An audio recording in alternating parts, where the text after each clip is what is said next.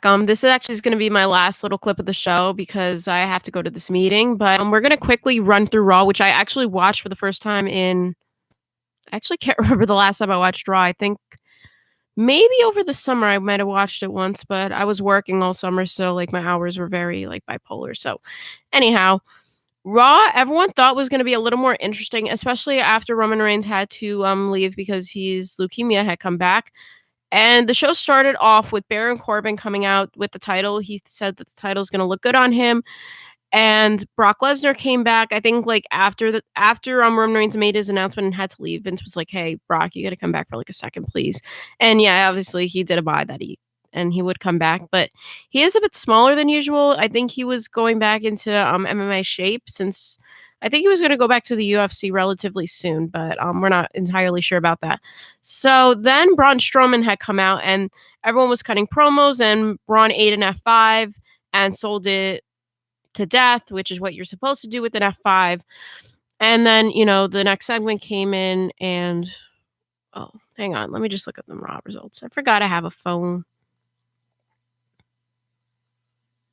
And I will remember all of this once I look at it. Thank you. Thank you. Thank you, Bleacher Report. Okay, that wasn't a. Oh yeah. Okay.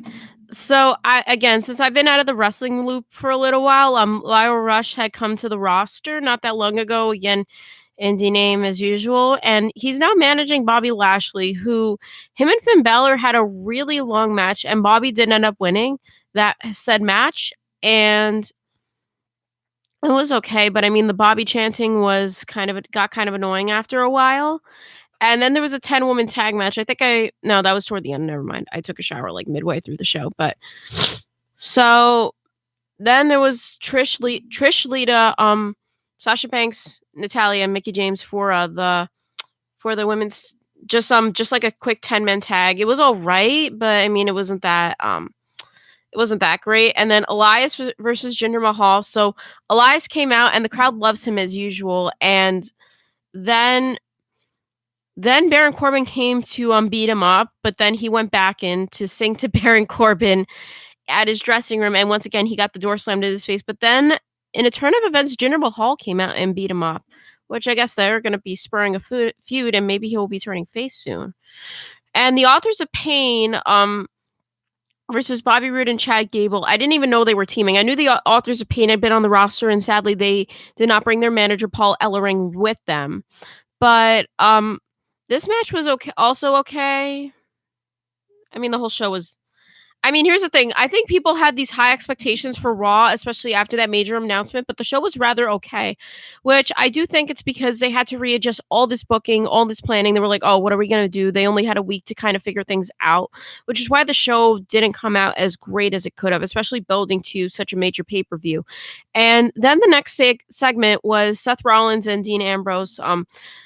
So Seth was in the ring. He was trying to call out to Dean Ambrose to come out, but Dean kind of just stood in the audience staring at him in his leather jacket, no longer in Shield wear. But the thing is, I feel like they're going to kind of slow burn this feud rather than do like a quick punch with it. And if they really want to ham out this feud, they got to do a very, very slow and good build. Oh, okay. Nia Jax versus Ember Moon. This is when I took a shower and kind of stopped caring.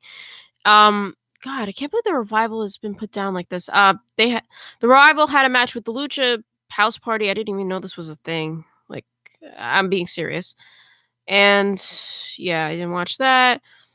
And okay, so Raw was good. I kind of didn't watch most of it. But for Crown Jewel, for those of you who want to tune in, the show is at 12 p.m. Eastern Standard Time. If you're not in class, you may want to give it a watch. And hopefully the show is good, especially since they had to readjust all this planning. With that, I am actually going to wrap up my show early today, and I hope you all have a good week.